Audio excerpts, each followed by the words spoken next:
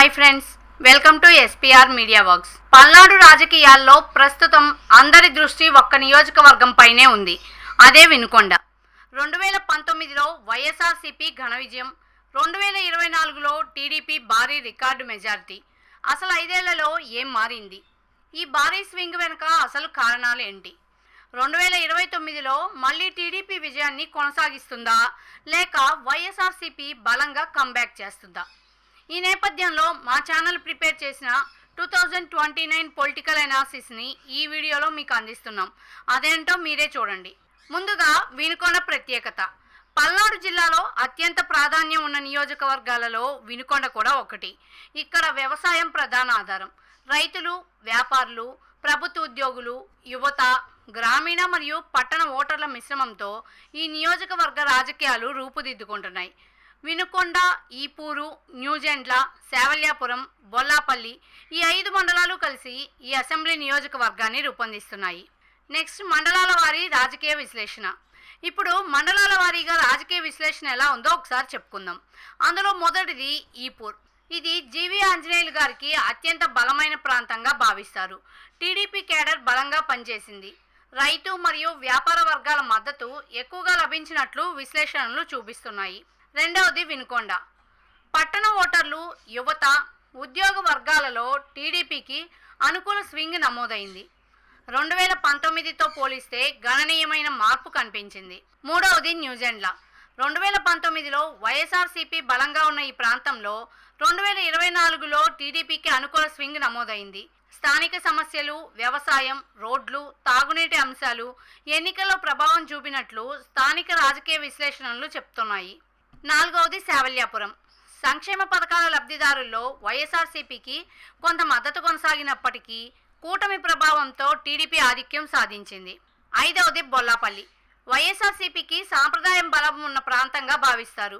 బొల్లా బ్రహ్మనాయుడు గారికి వ్యక్తిగత మద్దతున్నప్పటికీ రాష్ట్ర వ్యాప్త సింగ్ కారణంగా టీడీపీ స్వల్ప ఆధిక్యం సాధించినట్లు రాజకీయ విశ్లేషణలు సూచిస్తున్నాయి. తర్వాత 2019 ఎన్నికల్లో ఏం జరిగింది? 2019లో రాష్ట్ర వ్యాప్తంగా ఏర్పడిన వైఎస్ఆర్సీపీ ప్రభంజనం వినుకొండలో కూడా స్పష్టంగా కనిపించింది. వైఎస్ఆర్సీపీ అభ్యర్థి బొల్లా బ్రహ్మనాయుడు గారు సుమారు 21,000 ఓట్ల మెజార్టీతో విజయం సాధించారు. ఆ సమయంలో నవరత్నాల హామీలు, ప్రభుత్వ వ్యతిరేక ఓటు, గ్రామీణ సంక్షేమ పథకాలపై ప్రజల విశ్వాసం వైఎస్ఆర్సీపీకి బాగా కలిసి వచ్చాయి. ఆ ఎన్నికల్లో పార్టీకి సుమారు 54% ఓట్లు లభించక టీడీపీకి సుమారు 41% ఓట్లకే పరిమితమైంది. ఆ తర్వాత 2024లో పరిస్థితి ఎలా మారింది? 2024లో మాత్రం పూర్తిగా భిన్నమైన రాజకీయ పరిస్థితి కనిపించింది.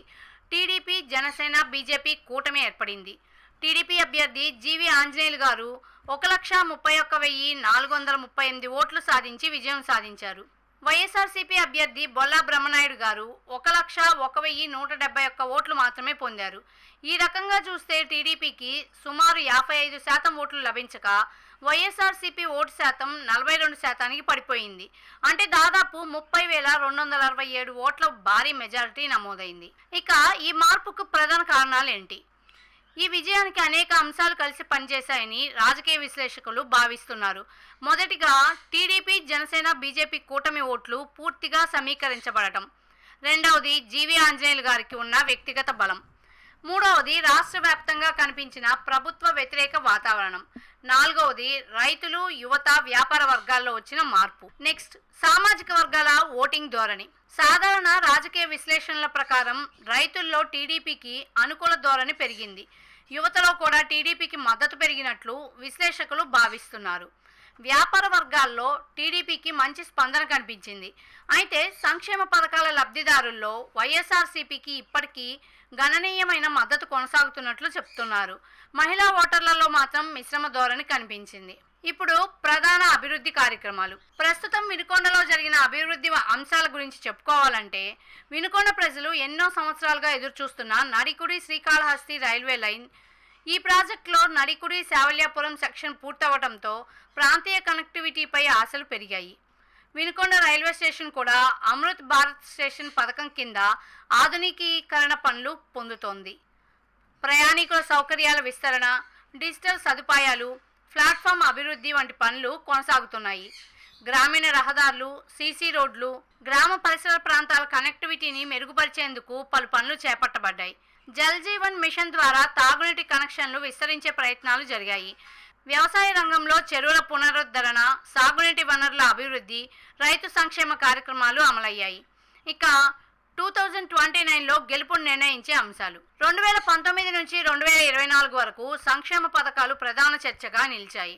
అమ్మ ఒడి, రైతు భరోసా, ఆసరా, విద్యా దీవెన, గ్రామ సచివాలయ వ్యవస్థ ప్రజల్లో మంచి గుర్తింపు పొందాయి. అదే సమయంలో ఉద్యోగ అవకాశాల కొరత, పరిశ్రమల పెట్టుబడులు, కొన్ని మౌలిక వసతుల పనులు నెమ్మదిగా విమర్శలపైకి తెచ్చాయి.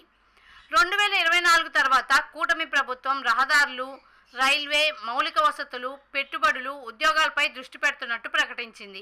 ఈ హామీలు ఎంతవరకు అమలవుతాయో ప్రజలు ఆసక్తిగా గమనిస్తున్నారు. నెక్స్ట్, రాజకీయ పరిస్థితి.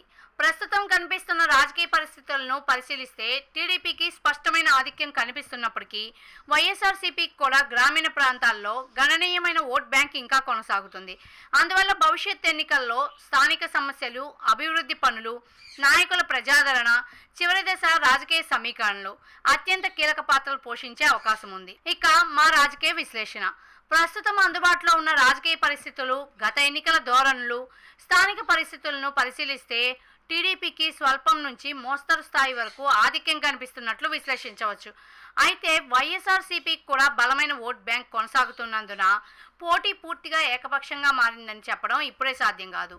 2029 ఎన్నికలకి ఇంకా సమయం ఉండటంతో రాజకీయ పరిణామాలు, అభివృద్ధి పనుల పురోగతి, ప్రజాభిప్రాయం ఈ సమీకరణాలను మార్చే అవకాశం ఎంతైనా ఉంది. ఫైనల్గా ఈ వీడియోపై మీ అభిప్రాయం ఏంటి? 2029లో వినుకొండలో మళ్ళీ టీడీపీ విజయాన్ని కొనసాగిస్తుందా, లేక వైఎస్ఆర్సీపీ తిరిగి బలంగా కంబ్యాక్ చేస్తుందా? మీ అభిప్రాయాన్ని కామెంట్లో తప్పకుండా తెలియజేయండి. ఇలాంటి పొలిటికల్ ఎనాలిసిస్ కోసం ఎస్పీఆర్ మీడియా వర్క్స్ ఛానల్ని సబ్స్క్రైబ్ చేసుకోండి. మరో ఇంట్రెస్టింగ్ పొలిటికల్ ఎనాలిసిస్తో మళ్ళీ కలుద్దాం. Thanks for watching.